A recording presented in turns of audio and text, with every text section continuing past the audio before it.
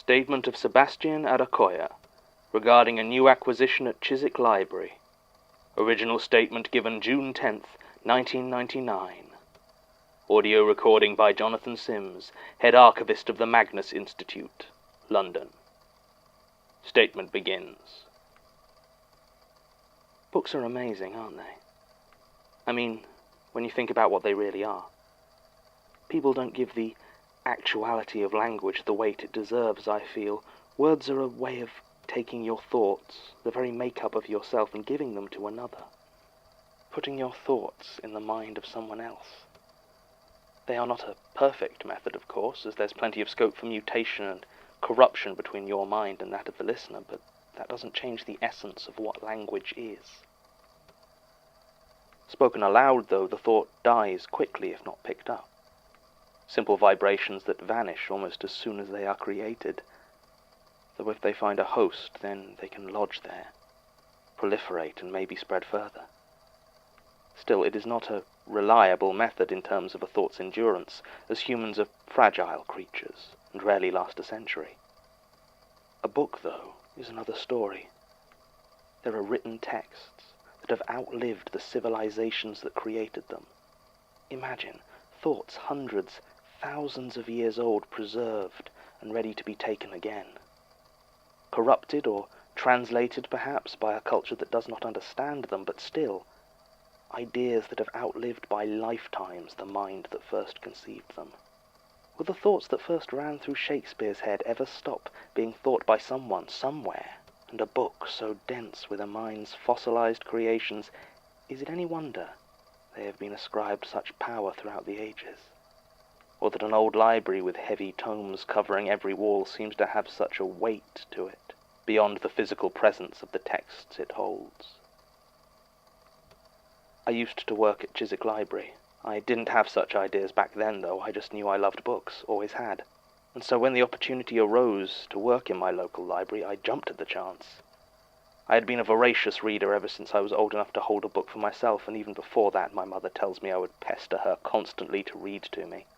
I suppose you might say my mind has always been receptive to the thoughts that lurk in the written page. Still, Chiswick Library is a long way from the cramped and austere libraries you're probably imagining.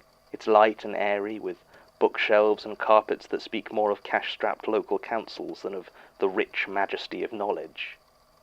It has an extensive children's section, and the vast majority of its stock are dog-eared paperbacks of true crime, literary fiction, and reference books. It has a modest collection of books on tape, and the atmosphere, though quiet, is far from oppressive. In a word, I would sum the place up as unthreatening. It was 3 years ago when this happened. I had already been working there for about a year when the book first turned up.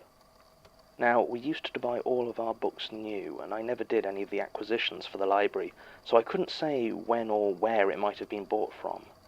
But it looked old and pretty beaten up when I first noticed it. It was handed back with 4 other books at the front desk, and as I was scanning them through, I noticed that one of the barcodes didn't seem to match up. The barcode and ISBN both registered as being that of Train Spotting by Irvin Welsh, but the book itself was an almost featureless black paperback, with a title on the front in faded white serif font, The Boneturner's Tale. I was a bit confused and called the librarian, Ruth Weaver, over to ask about it. She didn't recall seeing it ever before, but stuck in the front was the ex libris bookplate of Chiswick Library, as well as a lending label with a handful of stamps going back several years.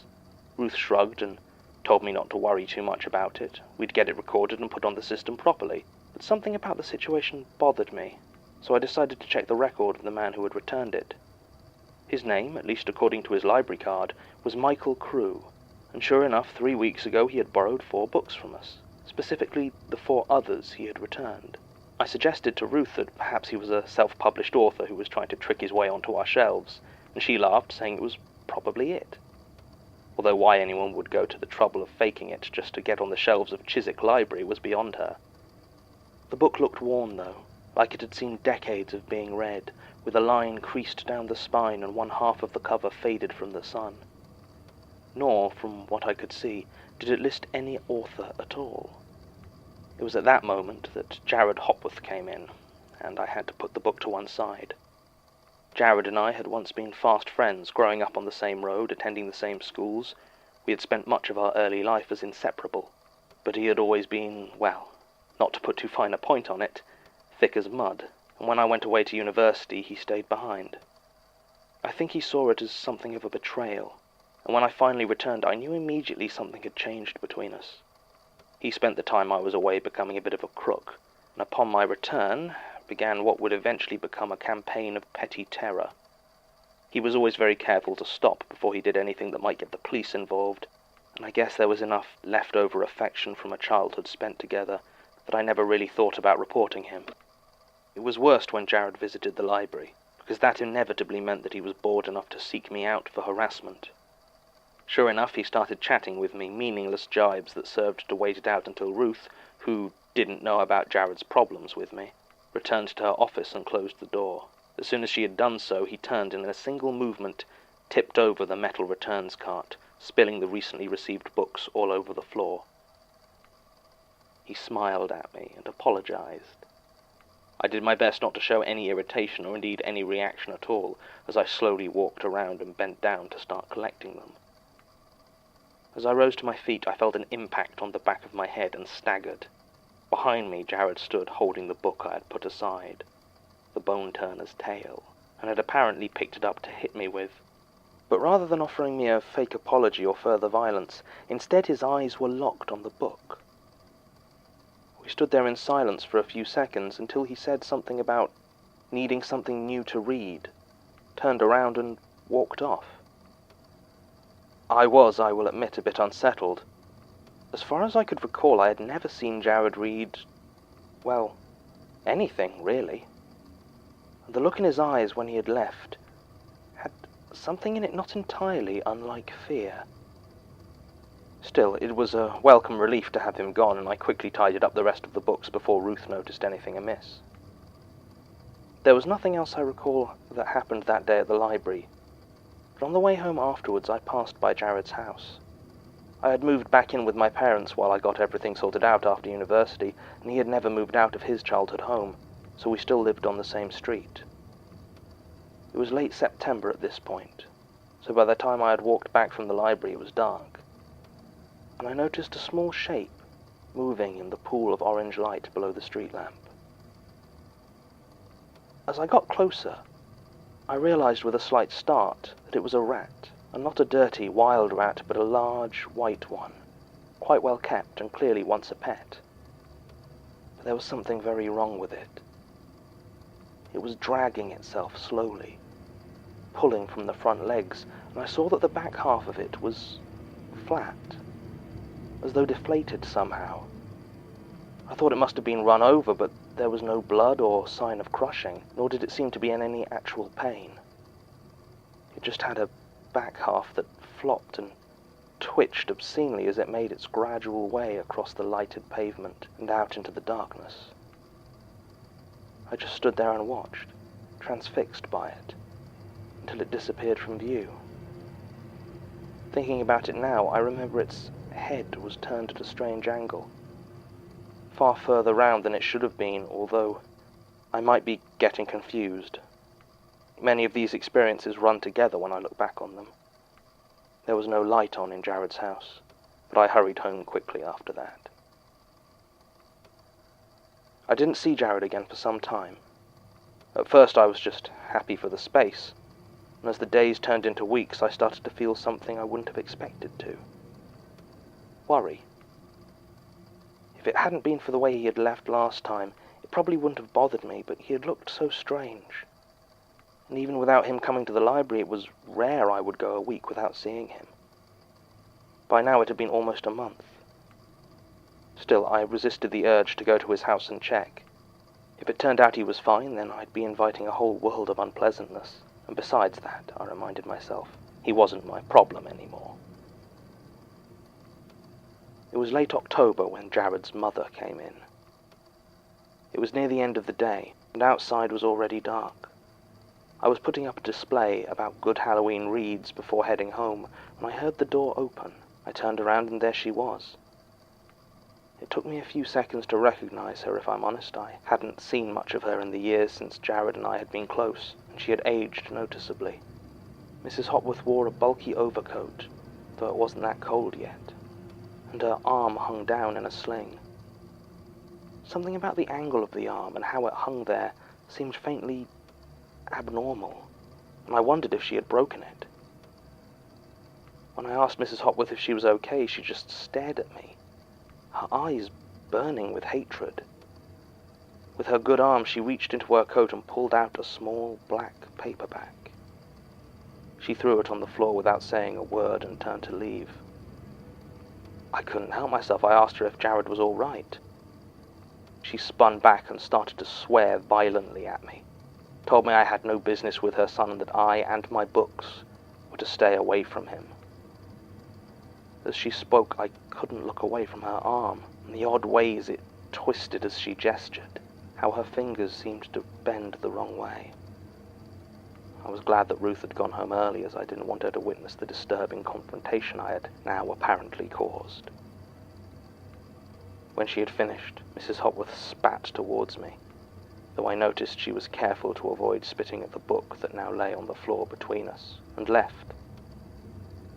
I put down the copy of Stephen King's Misery that I now realized I had been clutching, and approached the discarded volume that lay on the carpet. The battered black cover seemed the same as when I had first seen it weeks ago, with that faded white title on the front. The Boneturner's Tale. I reached down to pick it up, but before I did so, a thought flashed across my mind, a memory of the last time I had seen Jared, and I grabbed some tissues from the desk before using them to pick up the book. Even then I felt my skin crawl as I held it. I decided not to deal with it that night. I wasn't entirely sure that reading it in the daytime would be that much better, but the shadows cast from outside seemed to have gotten that much starker since the book had been brought back into my library, and it scared me. I placed it in the book returns cart and left, double-checking I had firmly locked the door behind me. It rained heavily that night. My room is in a converted attic, and when the weather is bad, it's as if I can hear every raindrop against the window that is just above my bed. It wasn't a storm. There wasn't the wind for it. It was just that heavy, pounding rain that drummed and beat on the glass above me. I couldn't sleep.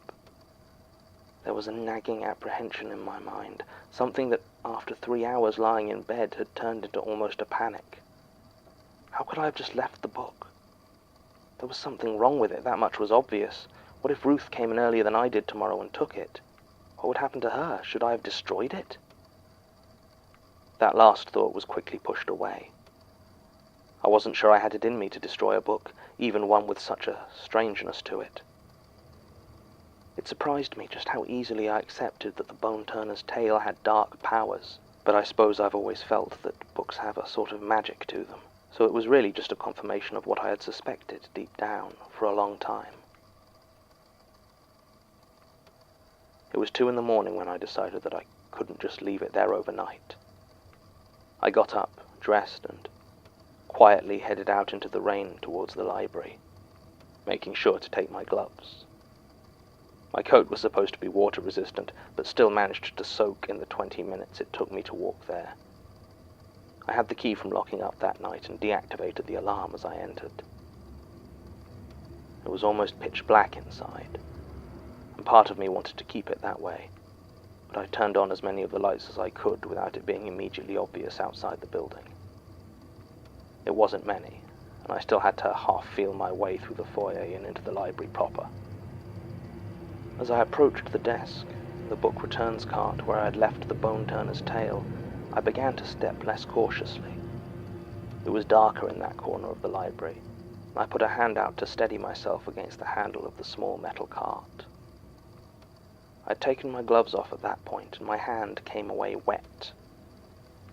I quickly fumbled for the torch I had snatched before heading out and turned it on.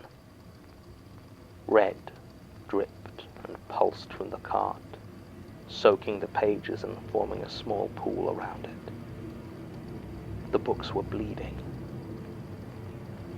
I laughed at that. It seemed so appropriate somehow, so utterly correct, that those neighbouring books should suffer, should be contaminated by it. Just as it seemed right and proper that when my torch found the Boneturner's tale, it was dry, unmarked by the gory scene around it.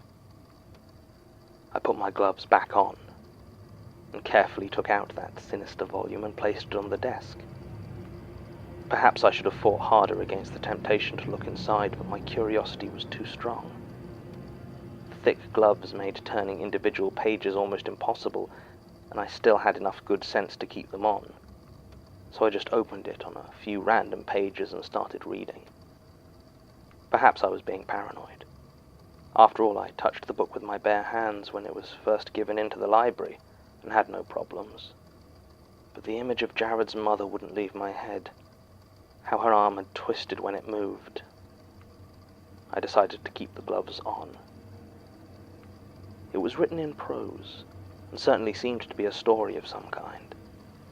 The part I read dealt with an unnamed man, at various points referred to as the Boneturner, the Bonesmith, or just the Turner, watching an assembled group of people as they made their way into a small village. It's unclear from what I read whether he is travelling with them or simply following them, but I remember being unsettled by the details he observed in them. The way the parson would move his hand over his mouth whenever he stared too long at the nuns, or how the cook looked at the meat he prepared with the same eyes that looked at the pardoner. It was only at that point that I realized the book was describing the pilgrims from the Canterbury Tales. Now, this certainly wasn't some lost section of a Chaucer classic. It was written in modern English, with none of the archaic spelling or pronunciation of the original. Besides that, the writing itself was of questionable quality. There was something compelling about it, though. The debate about how finished the Canterbury Tales were, well, it's a very real debate. In the prologue, over 100 tales are promised, but the most complete surviving version doesn't even reach 24. The book just sort of ends, with Chaucer adding a short epilogue imploring God for forgiveness, a plea that is generally read as sarcastic or rhetorical. I flicked ahead a few pages and found the bonesmith had apparently crept up to the miller while he slept. It described him silently reaching inside him, and it's a bit hazy. All I remember clearly is the line, "And from his rib a flute to play that merry tune of Marrow took." And as for the rest, I don't recall in detail. But I know that I almost threw up, and that the miller did not survive. This was on page 16, and it was a thick book. I turned to the frontispiece, desperately curious as to how this book had ended up in our library. In the harsh light of the torch, I could see the creases and peeling edges of the Chiswick Library label, which usually meant it had been removed and restuck, or taken from another book entirely. I could even see the edges of another label underneath. Using a pair of scissors, I carefully peeled off the top one, but was disappointed. It was the label for another library, probably the last place it had been left, although I think it must have been in Scandinavia, because it was something like the Library of Jürgensburg, or Jürgenlight, or Jürgerlicht, or something like that. It didn't help me. I was all set to return to reading the thing when I heard the sound of breaking glass behind me. I turned around to see Jared Hopworth standing in front of the shattered window. Or at least, I assume it was Jared, as it demanded the book from me in Jared's voice, but wore loose-fitting trousers and a thick coat with a hood that almost completely covered his face. Or its face. He was longer than Jared had been, and stood at a strange angle as though his legs were too stiff to use. When he gestured for the book, I saw that his fingers looked sharp, as though the skin at the ends were being pushed into a tight point by something inside. I told him that the library was closed, because at that moment I could think of nothing else to say. He ignored me and demanded again that I give him the book. That was when I did something a little rash, which is to say I punched him. I had never really thrown a punch in anger before, or even desperation, so it came as quite a shock to me when I managed to drive a single solid fist into his solar plexus. But as I did this, and this is the part that still gives me nightmares, I felt his flesh give way and almost retract, drawing me in close. And then I felt his ribs shift, shut tight around my hand as though his rib cage were trying to bite me. They were sharper than I would have thought possible, and at last, this was what actually started me screaming. Never before or since have I ever screamed like that, and I'm still a bit surprised I'm capable of making such a noise, but there you have it. In my panic, I dropped the copy of the Boneturner's tale, and in less than a second, Jared was on it. He released my hand and grabbed it with a frantic desperation before he turned to run back out the way he came in. I started to chase after him until I saw how he was moving, how many limbs he had. He had added some extras. That was the moment it finally all got too much for me, and I stopped running.